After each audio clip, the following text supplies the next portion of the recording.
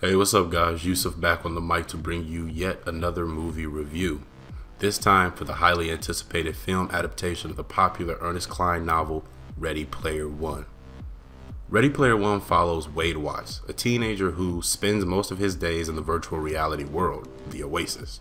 The Oasis was created by James Halliday, who, at the time this takes place, has died and left a quest for 3 keys for full control of the Oasis.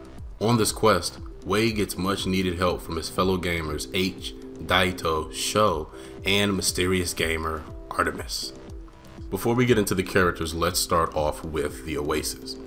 This is the element I was most concerned about going into the film. Not because of how it looked, because I knew it was a video game, so it was going to look like it. But I didn't expect to be fully immersed into the world. Spielberg is able to make us care about a fictional VR world that is within a fictional future of our own world. There are stakes, and those stakes are felt especially as the movie transitions into its second act and the third act. It's a beautiful world. It's a paradise to gamers and nerds alike, and we spend a huge majority of the film there. And that honestly surprised me. Obviously, it probably won't surprise people who've read the book, but as someone who didn't read the book, I was shocked at just how much time was spent in the Oasis. Not only because of the actual elements of finding the keys, but everything else that goes along with it, like the mystery of spending hours of looking at Halliday's old footage and memories to try to figure out these clues. There are a lot of quiet moments where the film slows down and is able to allow it to breathe, and a lot of those moments take place within the Oasis, which, like I said, surprised me a little bit. Now onto our cast and characters. Wade Watts, aka Parzival, is played by Ty Sheridan. Sheridan is someone who brings in no matter what film he's in, even X-Men Apocalypse, kind of. The kid's acting chops are superb, and he brings an innocence, naivety, and sweetness to Wade that makes us latch onto him instantly. We then meet H, a fellow Gunter, shorthand for Egg Hunter, and Wade's online best friend. Without spoiling H's actual identity, this character is just dope, flat out. He feels like a friend you wish you had by your side when playing Fortnite or getting killed by a racist 12-year-old in Call of Duty. He's just an all-around cool character that provides some good laughs and chemistry with Parzival. Also, without giving it away, there is a scene that takes place where he feels like the audience. I'll say that, like he is the film embodiment of us when a certain scene takes place. And I won't give away what the scene is, but it's pretty freaking cool. I'll just leave it at that.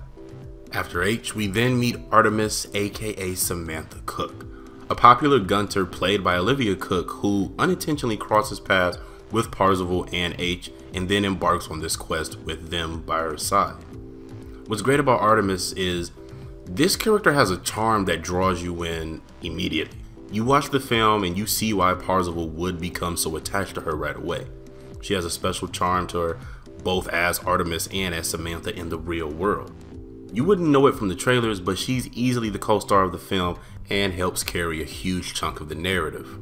She's a character that, if we do get a sequel, I'd love to see the story not necessarily shift focus to her, but give her a little more screen time. Not necessarily as Artemis, but Samantha Cook, because she's a pretty interesting character and stuff's happened in her past that shapes her to be the person that she is today.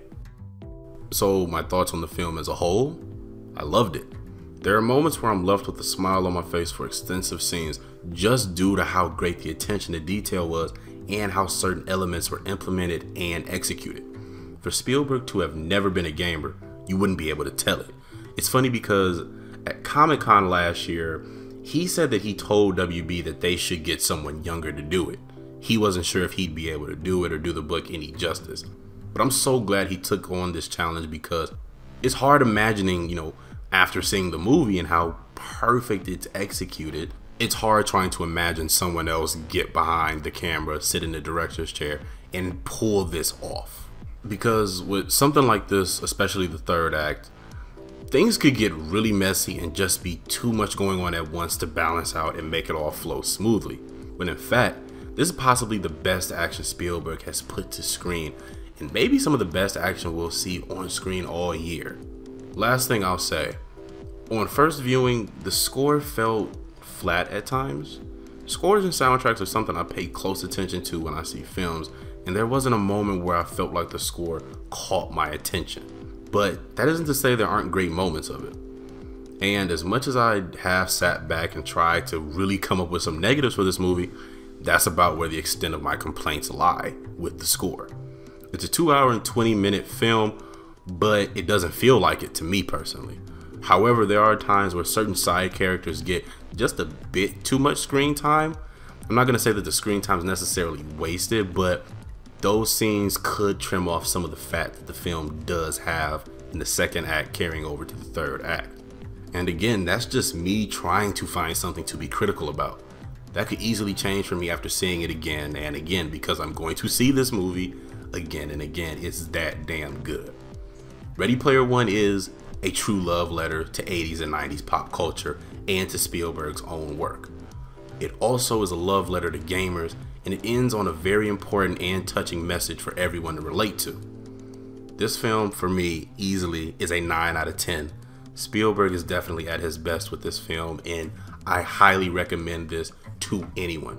You don't need to know anything about gaming, although it does help, and some of the jokes do play better if you know a little bit about gaming. But you could be a casual moviegoer, go see this movie, and instantly fall in love with it.